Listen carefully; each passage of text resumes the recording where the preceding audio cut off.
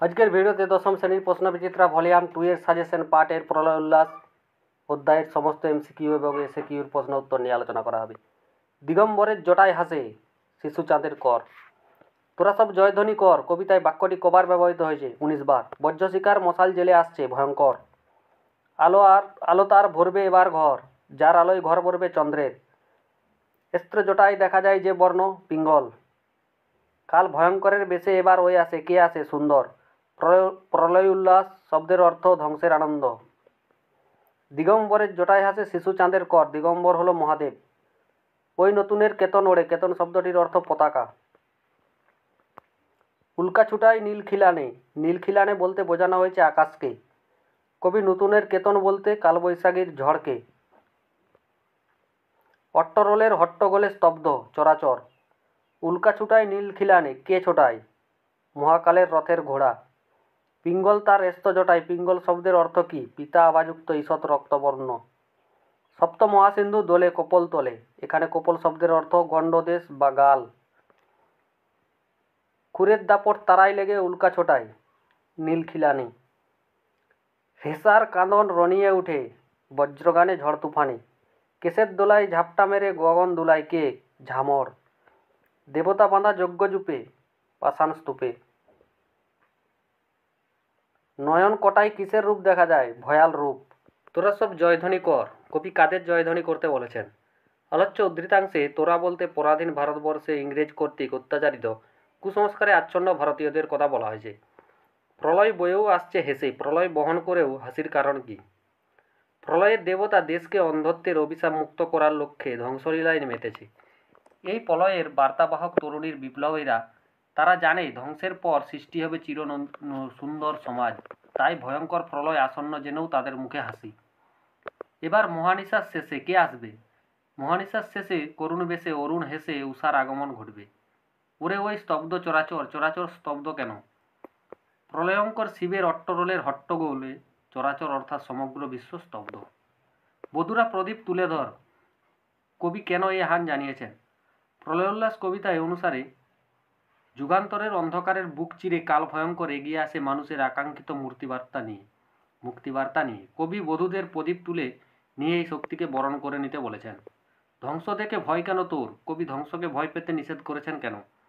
প্রলয়ের মধ্যেই নিহিত আছে নতুন প্রাণের বীজ, তাই কবি অভয় দিয়েছেন এই বলে যে এই প্রলয় চিরসুন্দর, কারণ এই ধ্বংসের শেষেই দেখা দেবে সৃজনের নতুন দিগন্ত রেখা।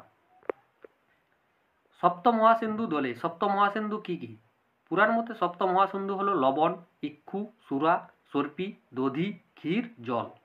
প্রকৃতপক্ষে মহাসাগর বা মহাসিন্ধু হলো 5টি: প্রশান্ত মহাসাগর, আটলান্টিক মহাসাগর, ভারত মহাসাগর, উত্তর মহাসাগর ও দক্ষিণ মহাসাগর। সপ্ত মহাসিন্ধু বলতে কবি সমগ্র লবণময় জলরাশিকে বুঝিয়েছেন। আসছে নবীন, নবীন কি করতে আসছে? নবীন অর্থাৎ তরুণ বিপ্লবীরা এগিয়ে আসছে জীবনে যা কিছু বিরূপ, যা কিছু অসুন্দর তা ছেদ করতে। ধ্বংস দেখে ভয় কেন তোর? কবি এই প্রশ্ন কাদের উদ্দেশ্যে করেছেন? কবি নজরুল ইসলাম তরুণ বিপ্লবীদের উদ্দেশ্যে এই উদ্ধৃত প্রশ্নটি করেছেন। ওই আসে সুন্দর, সুন্দর কিভাবে আসে? অন্ধত্ব ধর্মীয় গোড়ামিতে পরিপূর্ণ এ সমাজকে ধ্বংস করে নবসৃষ্টি ঘটাতে সুন্দরকাল ভয়ঙ্করের বেশে আসে। কালবৈশাখীর ঝড়কে নতুনের কেতন বলা হয়েছে কেন? অবক্ষয় ও শোষণ থেকে মুক্তির জন্য যে সংগ্রাম তা সর্বনাশের আবহ সৃষ্টি করলেও এর আড়ালেই থাকে নতুন দিনের স্বপ্ন। তাই আপাতভাবে তা কালবৈশাখীর ঝড় হলেও প্রকৃতপক্ষে তা পরাধীনতার বন্ধন থেকে মুক্তির আভাস। মাভেই মাভেই এমন উচ্চারণের কারণ কি? মাভেই সংস্কৃত শব্দ, যার অর্থ ভয় করো না। পরাধীন ভারতের সৈনিকদের স্বাধীনতার মন্ত্রে উদ্বুদ্ধ করতে এই অভয়বাণী উচ্চারণ করেছেন কবি। দ্বাদশ রবির বহ্নিজ্বালা, বহ্নিজ্বালা বলতে কি বোঝানো হয়েছে? রুদ্রমূর্তি শিবের তৃতীয় নয়নে থাকে দ্বাদশ রবির সম্মিলিত তেজ, যা অসুন্দরের বিনাশ ঘটিয়ে সুন্দরের সৃষ্টি করে।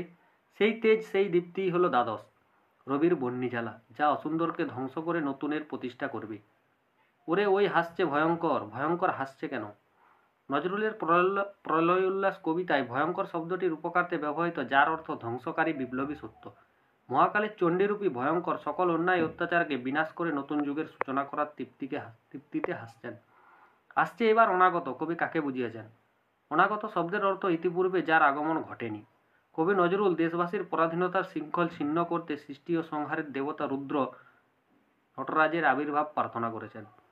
মহাকালের চণ্ডরূপ বলতে কবি কি বুঝিয়েছেন? চণ্ডরূপ বলতে অত্যন্ত ক্রুদ্ধ, ভীষণ, ভয়ানক, ভয়ঙ্কর, উদ্ধত রূপকে বোঝায়। বিশ্বমায়ের আসল কোথায় অবস্থিত? বিশ্বমায়ের আসন কবি নজরুলের ভাবনায় বিশ্বমায়ের আসন ভয়ঙ্করের বিপুল বাহুর উপর অবস্থিত। প্রলয় উল্লাস শব্দের অর্থ কী? প্রলয় শব্দের অর্থ ধস আর উল্লাস শব্দের অর্থ আনন্দ বা আহ্লাদ। প্রলয় উল্লাস সন্ধিবদ্ধ পদটির অর্থ ধ্বংস বা লয়জনিত আনন্দ। জগৎ জুড়ে প্রলয় এবার ঘনিয়ে আসে, এই প্রলয়ে কারা অস্তিত্ব সংকটে পড়বে? জগৎ জুড়ে প্রলয় ঘনিয়ে এলে এতদিন ধরে যে ব্রিটিশ শক্তিকে ভারতবাসীকে পরাধীনতার শৃঙ্খলে আবদ্ধ করে রেখেছে তারা অস্তিত্ব সংকটে পড়বে।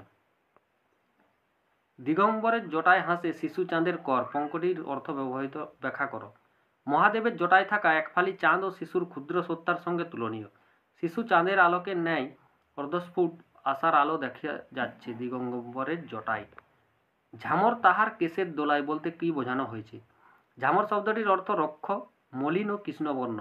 প্রলয়ের দেবতার রূপ বর্ণনা প্রসঙ্গে তার ঝামরের মতো রুক্ষ ও ঘোর কৃষ্ণবর্ণের কেশের উল্লেখ করেছেন কবি। প্রলয় উল্লাস কবিতাটি কোন কাব্যের অন্তর্গত? কাব্যটির প্রকাশকাল লেখক। প্রলয় উল্লাস কবিতাটি কাজী নজরুল ইসলামের অগ্নিবীণা কাব্যগ্রন্থের অন্তর্গত। অগ্নিবীণা কাব্যগ্রন্থটি 1922 খ্রিস্টাব্দে অক্টোবর মাসে প্রকাশিত হয়। সপ্ত মহাসিন্ধু দোলে কোথায়?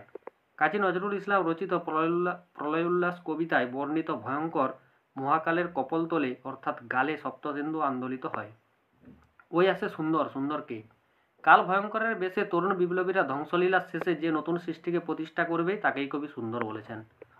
প্রলয় নেশর নিত্য পাগল বলতে কবি কার কথা বলেছেন? প্রলয় নেশার নিত্য পাগল বলতে রক্ষক ও সংহারক নটরাজ শিবের কথা বলা হয়েছে। বিশ্বমায়ের আসন তারই বিপুল বাহুর পর। বিশ্বমায়ের আসন কি? বিশ্বমায়ের আসন হলো বিপুল পৃথিবী। কবি নজরুলের ভাবনায় বিশ্বমায়ের আসন ভয়ঙ্কর মহাকালের বিপুল বাহুর উপর অবস্থিত। ভরবে এবার ঘর। ঘর কিসে ভরে উঠবে? ঘর ভরে উঠবে আলোর দ্বারা। রক্ত তাহার কৃপাণ ঝোলে। রক্তমাখা কৃপাণ কোথায় ঝোলে? রক্তমাখা কৃপাণ বিশ্ব পালনকর্তার বক্ষে ঝোলে। আলো তার ভরবে এবার ঘর বলতে কবি কি বুঝিয়েছেন? মহাদেবের জটায় স্থিত শিশু চাঁদের কিরণ সমগ্র বিশ্বকে আলোয় ভরিয়ে তুলবে বলে কবির বিশ্বাস।